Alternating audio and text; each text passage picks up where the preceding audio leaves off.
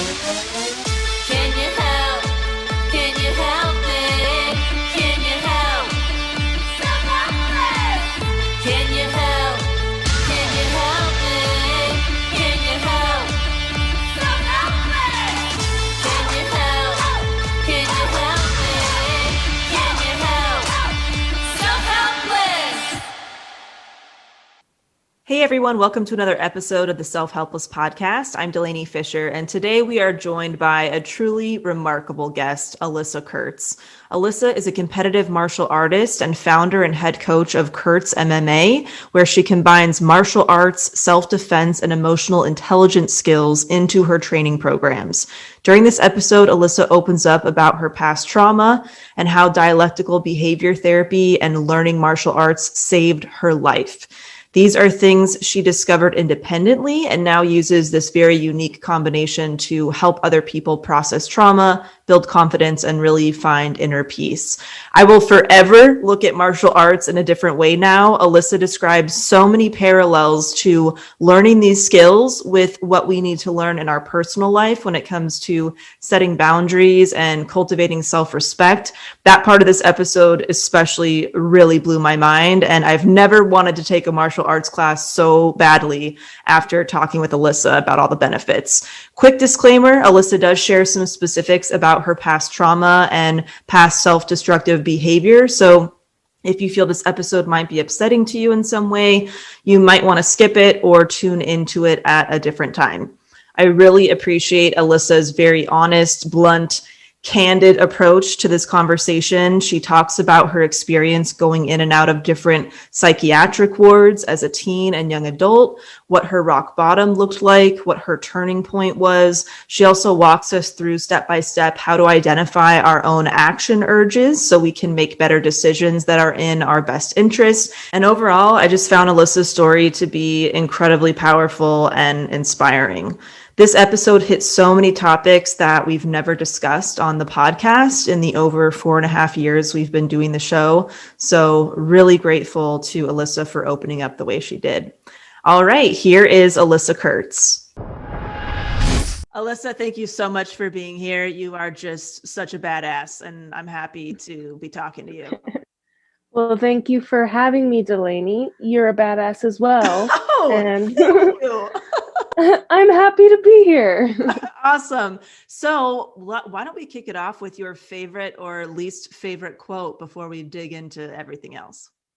All righty. Yeah, so I got one. I don't remember who wrote it. Sorry, no All credit good. there, but Big theme on our show is like we never really know, but we love it. All good. Yeah. So I read this one day and I was just like, ooh, that is so real. So it goes, truth is often offensive before it is liberating. Oh, damn. Right? Because all of our resistance and defensiveness kind of cues you in to like, why are you having that reaction though? What are you trying to protect? What lie are you trying to protect? Yeah. Yes, that is a quote that really hits you deep and hard. Yeah. That's a really good one. And you know what? That's never been said on this show in 4.5 years. That is a very unique quote. All right. So why don't we get into a little bit about your background? You have such a unique program and you do such unique work. How did all of this come to be? Okay. The birth of Kurtz MMA, so to speak. Yes, exactly. Yeah. So my background, basically I had a pretty rocky start. My dad died when I was 8, and then there was other stuff going on in the home. Basically, I struggled a lot growing up with mental health. I self-harm, a lot of self-harm. I had multiple suicide attempts. Just total chaos, internal chaos. And I was in and out of psychiatric facilities several times growing up, and then a little bit into, so I spent some time in the adolescent wards, and then once I passed 18, you go into the adult ward, which can be a little more intense, but both are pretty brutal. And yeah, so I struggled a lot growing up. Like, honestly, it's a miracle that I'm alive. There were several instances, other than just the suicide attempts, where it's like easily could have not been here. So that being said, I am grateful to be here today. And then just like social struggles too. Like, I mean, every teen struggles with social stuff. Just trying to figure out like why I was in so much pain all the time, and like just desperately trying to figure out what was going on. A big turning point for me was about 7 years ago, I found DBT, so dialectical behavioral therapy, and martial arts around the same time. Like, there aren't really words for the amount of impact that had on me, other than purely saving my life or teaching me how to save my own life. Yeah, so Wow.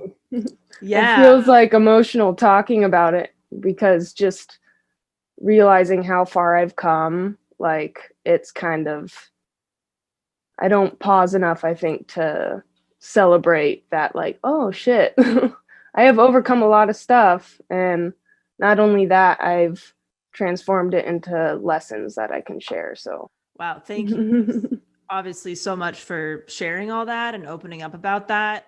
Incredibly grateful that you're here. And whatever you're comfortable with sharing, obviously, would you be comfortable sharing about any of the experiences that you had with being in and out of different wards or? Yeah. So I had, my bird has flown on my head. You called it, Delaney. This is your fault. You called it. What a moment for your bird to be like, you know what? It's my time. I'm the star of the show now. This is the moment. If you poop on my head, we're done. We're over. Anyways, there was a lot going on in my home life. And, you know, just like anyone, like, family dynamics can be very complicated. And then my experiences in the psych hospitals, rather than like helping, really added to my trauma.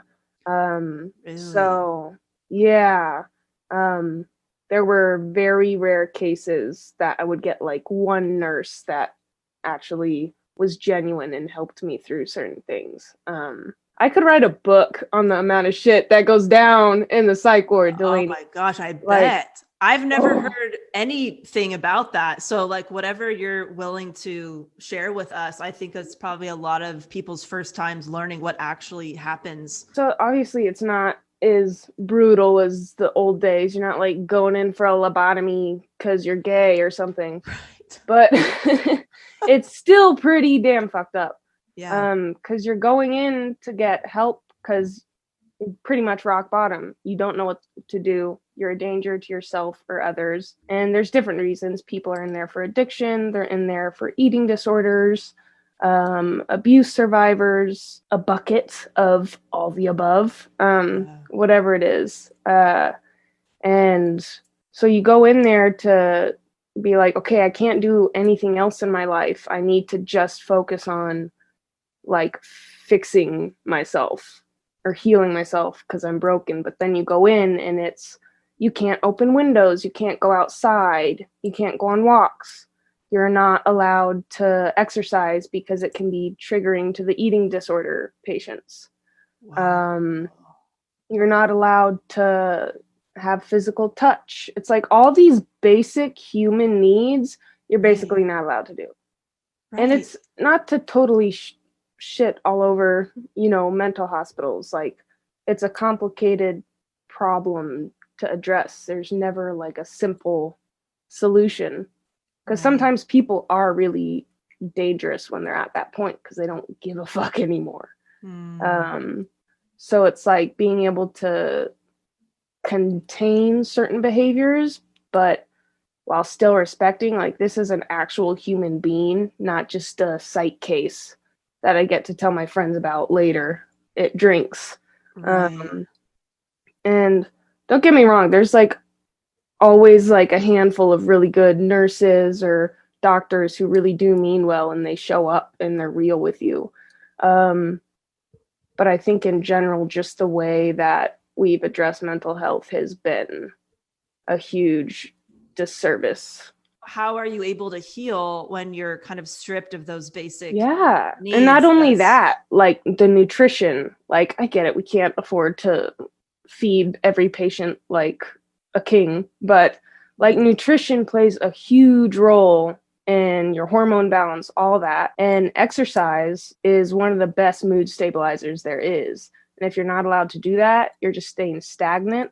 Of course, your mental health is not going to be great. It kind of sucks that that's our answer at this point for mental health. You know, it's not that easy though, like, because you can always point out problems, but can you point out how to fix it? It's not that easy. Right. No, I'd imagine there's so many different concerns and dynamics and stuff for, the people that are in charge of keeping everybody safe. So what was kind of a turning point for you? What ended up helping you? Yeah. So, I mean, I was just like suffering internally to the point where I could not bear it. Brutal self-harm. There's mental self-harm. Like, what are the thoughts and the beliefs you're giving yourself? Drug use. Another part of the medical side was just prescribing medication like so quickly. Like I was a teenager on 7 different medications, and I got a lot of diagnoses that weren't accurate either. Like, so you're not getting the whole picture,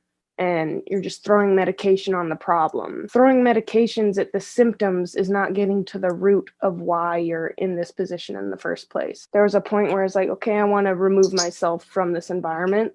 So I started saving up money. I was working part-time jobs. This I do not condone, but I was selling drugs and breeding exotic parrots and selling them. Breeding exotic parrots? Yes. Yes. I haven't heard that one. So just all of this like really toxic behavior I was engaging in because I didn't know any better. And that's what I was taught and conditioned. The turning point was right after I graduated high school, and I barely graduated high school because I was like half of that last year of senior year. I was at a residential program and then like a halfway house kind of situation. But then I was able to come back, get some homeschooling, graduated. It was the year after that when things really started to shift for me, is because I felt really intensely called to start boxing, which was funny because I didn't realize until I started pursuing fighting that it had run in the blood. Like my dad was a Golden Gloves boxer, and I had a couple uncles who were like heavyweight champions from Vermont or something. But yeah, so I was like, oh, well, that makes more sense now why I'm so like obsessed with it. Wow. Instantly fell in love. And just to have that outlet and just realizing how long I had kept all this energy locked inside my body, and then to finally have a release for that was like in a healthy way. Like that was very new for me. Yeah, I was just driving along one of the main streets one day and saw a sign for a gym, and little did I know I would end up being there for the next 7 years. This is SBG NorCal from Berkeley. So if you live in Berkeley, I could not recommend better people, a better gym. I don't have words for my gratitude to them. And I've moved away from them now. I'm at a new gym so I can compete more, but I'll always hold a sweet spot for them in my heart. So when did the DBT training or education come in? Because I feel like, for me, I hadn't heard of that until I was well into adulthood. So how did you discover that from starting to fight? It was funny because I found boxing, and so I started with striking. I do MMA now, so it's a little bit of everything, but I started with striking, and then around the same time, I found a psychologist, a prominent Bay Area psychologist, Dr. JJ Kelly, and she's been my mentor for like the past 7 years. Honestly, owe her my life too. It was like the mix of that gym and then my work with her that was so real and raw. That was the life-changing, life-saving thing. But what's different about her and the approach she had, talk about our quotable of the day. Truth is often offensive before it's liberating. She calls you out on your shit. She's willing to say things that could affect her own career, and she'll even share bits of information about herself at times. So it's more like you're having an actual conversation, not just like the doctor-patient dynamic. So can you share what DBT is exactly and some of the kind of the big things that it's kind of helped you with? Yeah, so first it helps you establish a set of values that is yours and then how to act according to those values. And so there are 4 modules to DBT. There's core mindfulness skills, there's distress tolerance, there's emotion regulation, and interpersonal effectiveness. So like how to deal with conflict and, accepting the parts you can't control well. So it's like a combination of cognitive behavioral therapy and Zen mindfulness. It's the Marsha Linehan modules that I've worked with. Very cool. When you were learning about DBT for the first time, what did you end up implementing that really changed things for you? One of the biggest key elements that I learned that was really helpful was acknowledging like, okay, I'm not my thoughts and I'm not my emotions. I'm the observer. I am the one watching my experience. And then realizing that thoughts are different than emotions, because there's a lot of language in English that names a thought as an emotion. So like, for example, so Chauncey's on my head, right? Maybe I'm pissed. I'm not. Don't worry. It's an example. And I say, Chauncey, I feel like you're being an asshole. That is a thought, not a feeling. So emotions are like, the body feeling. We got angry, sad, shame, love, joy. And then there's thoughts that can be generated by emotions. The most helpful thing is just realizing there's thoughts that can run in your head that are not worth engaging in. And thoughts are not.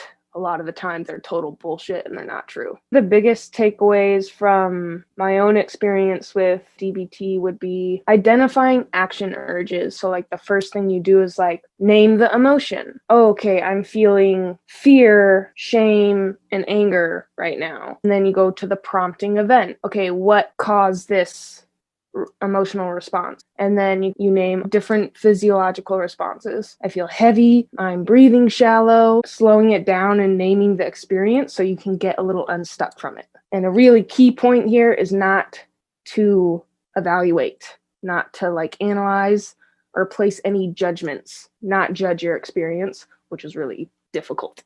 Yeah. And then you go into what are the interpretations, the beliefs. Those can be thoughts, like, because if you're feeling an intense emotion, you can have a lot of nasty thoughts coming up. So being able to like put the thoughts and interpretations in one section.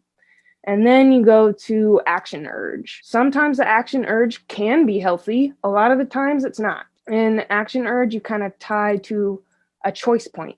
If you have enough awareness during this emotional dysregulation, you can either pick the road of what you always do, which let's just assume what you always do is like a toxic behavior, like I reach for the bottle or something. But if you can identify the choice point, oh, let's do anything else to break that cycle or that neural pathway. Let's choose an example. Let's say I get a text from a friend that says, we need to talk. Can we set a time to have a phone call? That might enter like, oh, what do you mean? Why are you being so cryptic right now? Like, give me more details. Like, are you mad at me? Did I do something? Like your thoughts just start running, like trying to figure out what they meant by that. What do we need to talk about? The emotion would probably be fear, little apprehension. And the key there is being able to notice that emotional experience. How does that specifically help with trauma? What's the kind of trauma that you've experienced or somebody else that you've met who uses the same skills? I think a lot of people who have been through seriously traumatic things feel a sense of unjustified shame, like they deserved it somehow, or they asked it to come into existence somehow. They somehow manifested it. And that's a part of the noticing the difference between unjustified guilt and shame versus justified guilt and shame.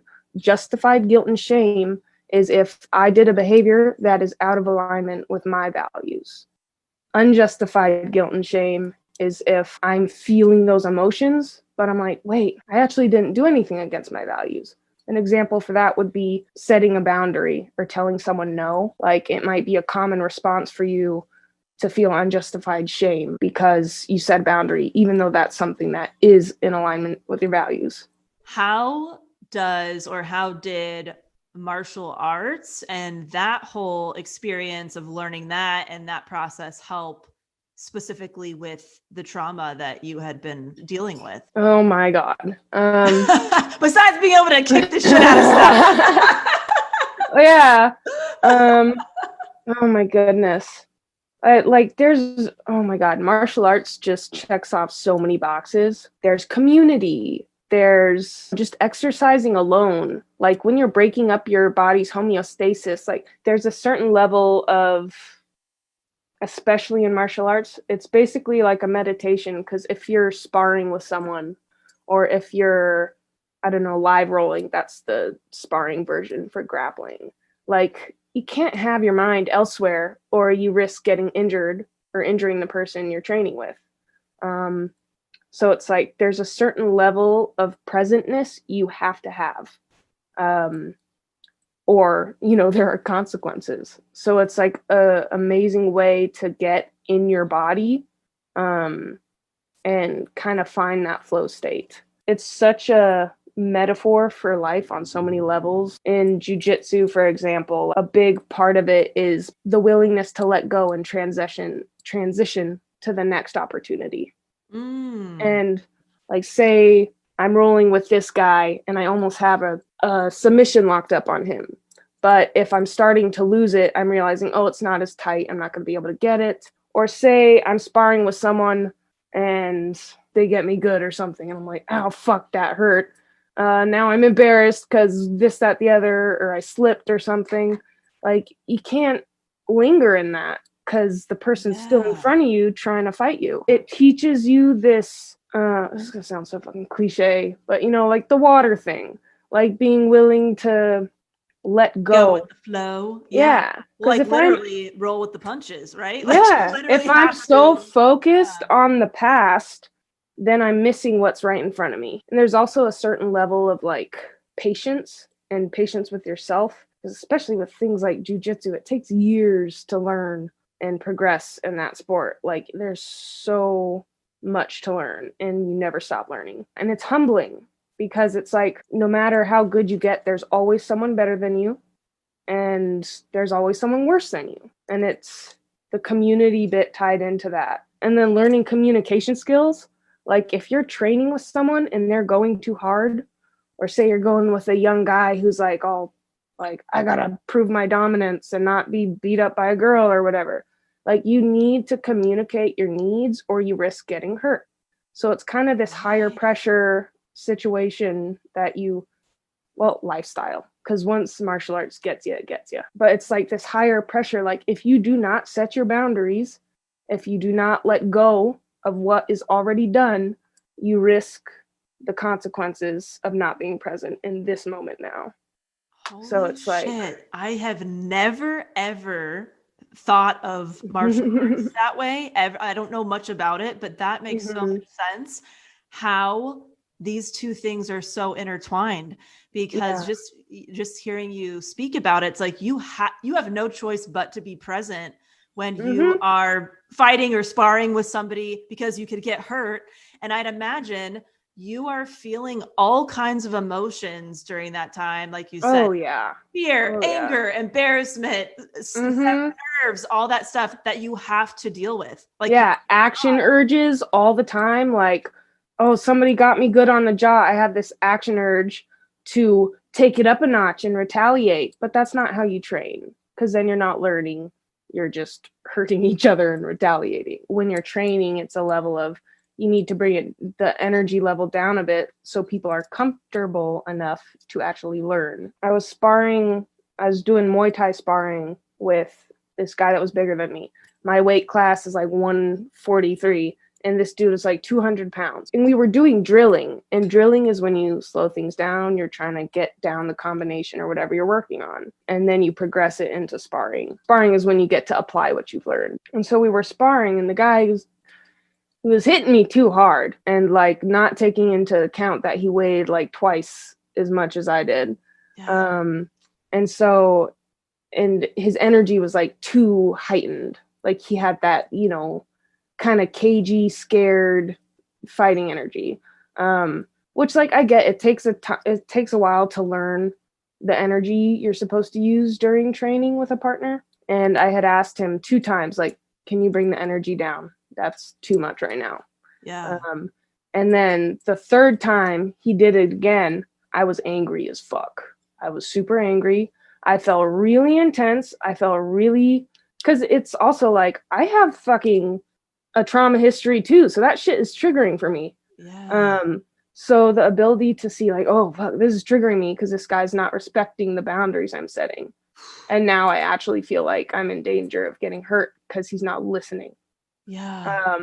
And so I was having an action urge to retaliate and like fuck him up or whatever, you know, just take it to the next level. But that would not be in alignment with my values. And so what was in alignment with my values was to stop and be like, dude, what the fuck?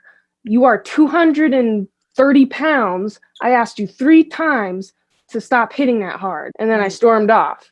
I expressed my anger and I didn't take it to the, you know, action urge level, which sometimes the action urges can be healthy. They're not always like not okay. Yeah. So what does it feel like after like an instance like that, where you realize that you could have done something else, but you actively chose to do something that was in alignment with your values?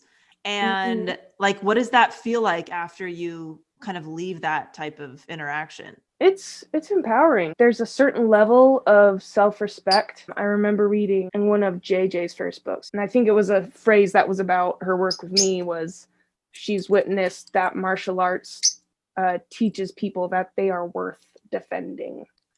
Wow. So learning self-defense, like I'm valuable enough to speak up, to set my boundaries, to know how to physically defend myself. There's such a power in getting your body involved in the process. I never thought that actually putting physicality into that could be a really helpful place to start, because you are actually defending and setting boundaries in a totally different way. Yeah, And exactly. I could imagine that practicing that can transfer into the other areas of your life. Yeah. And That's before really you have cool. that awareness, you can have like, oh, I'm afraid of speaking up for myself. I'm afraid for saying no to people. Or you might feel that unjustified shame and guilt because that's what you were conditioned. So now you have that automatic neural pathway response. But this gives you the opportunity to be like, no. And it's like that kind of being in your body that much and being that present gives you the opportunity to identify that choice point. Like, oh, I could do that thing where I just accept that I should feel shame, even though this isn't actually a reason to be feeling shame right now. It's just like a memorized response. Dude, this is making me want to take a fucking martial arts class. Seriously, I'm like, I need to find one, because I kind of like the tangibility of it. There are so many positions you can be put in, being able to get comfortable in being in a shitty position and not being reactive. Because if you start flailing, you can go from a bad situation to a worse situation.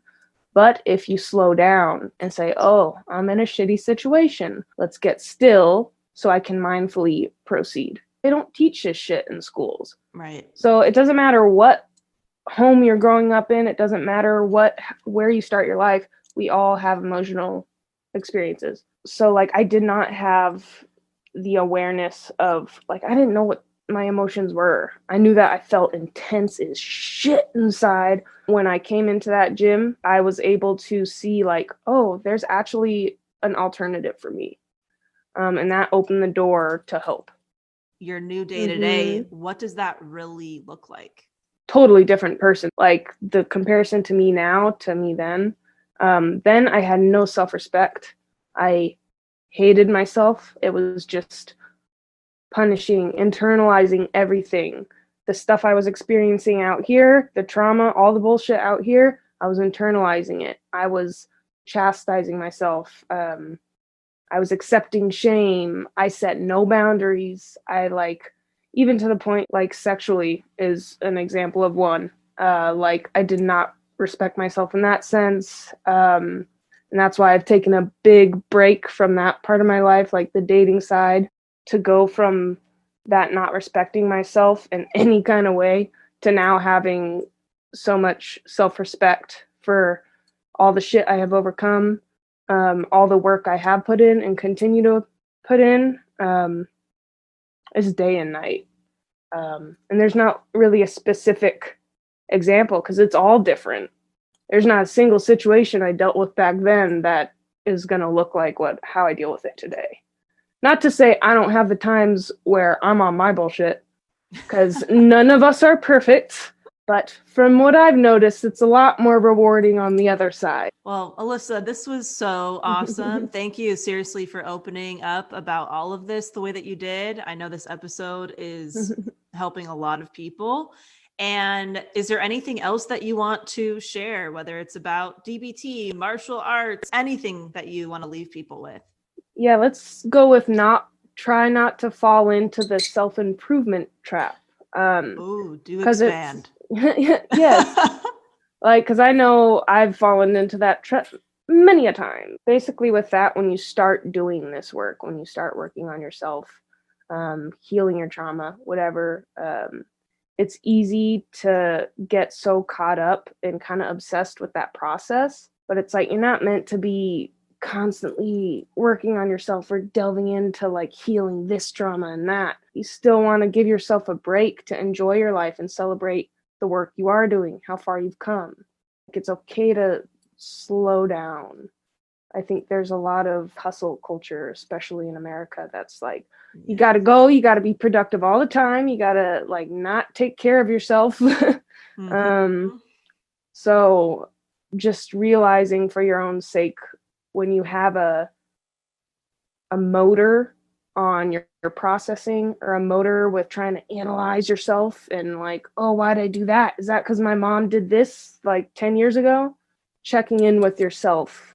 Is this just constantly doing the work and never allowing myself to just sit and enjoy my life and now be present with where I'm at now? Such a good fucking point. And last question, let's say that somebody is tuning in right now and they feel like they are really stuck in, the misery that you've kind of shared, that you used to feel, the pain. They haven't gotten to even the point of wanting to look into anything else. What would you say to that person? Get help. Get help. Sometimes it can feel isolating or scary when you're going through these things. Get help. And don't just accept the first person that comes up. Especially with psychologists, it's okay to shop around and see who works for you, who is connecting with you.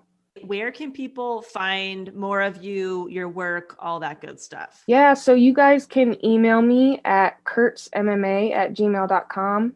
KURTZMMA. I forgot for a second. I'm wait, what? At gmail.com. Or you can find me on Instagram, Alyssa Kurtz, ALYSSAKURTZ 96. Are there any resources or organizations or anything else that you would like to plug as well? Yes, Michael A. Singer. He's the author of The Surrender Experiment, The Untethered Soul. I don't think there's a single person who wouldn't benefit from looking into his work. I know he has a podcast too, so. And then, of course, I have to plug Dr. J.J. Kelly, my mentor of 7 years. She just released her third book. Nice. And it's called Holy Shit, I'm Dealing with a Narcissist. We love that topic on this show. So Oh yeah. So for her, you can go to drjjkelly.com. All of her social media handles are at drjjkelly.com. Amazing. Alyssa, thank you so much for being here. Damn, so many powerful moments from Alyssa and all of that. If you live in the San Jose, Berkeley, Bay Area, you can take Alyssa's training program in person. I'm so jealous. I totally wish I could take a class with her. We do have an iTunes review of the episode. It's titled Spoke to Me. This is from Sam913, and it says, the most recent episodes have hit me hard as they seem to fit what I'm going through in life so well. I appreciate how honest these ladies are in tackling some tough subjects and making me feel less alone. Sam, that's what we're here for. I'm so glad that these, recent episodes have been helping you in some way. That's always really great to hear. Thank you so much for taking the time to write the review. If you want to leave a review, the ones that we pull and read from are on iTunes. So if you head over to iTunes, leave us a note, you might get read on the show. P.S. You might want to check out YouTube for this episode as well, at least for the moment that Alyssa's bird Chauncey decides to fly right onto her head. We had joked before we started recording that how funny it would be if Chauncey decided to do something like that at one of like the most intense moments of Alyssa sharing her story. And that's exactly what fucking happened. So such is life. Anyway, thank you so much for tuning in, and we will talk to you next week.